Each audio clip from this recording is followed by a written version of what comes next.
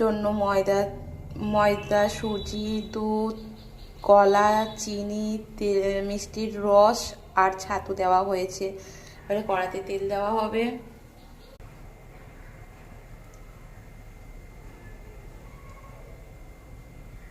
তেল গরম হয়ে গেছে, এবার আস্তে আস্তে দেবো।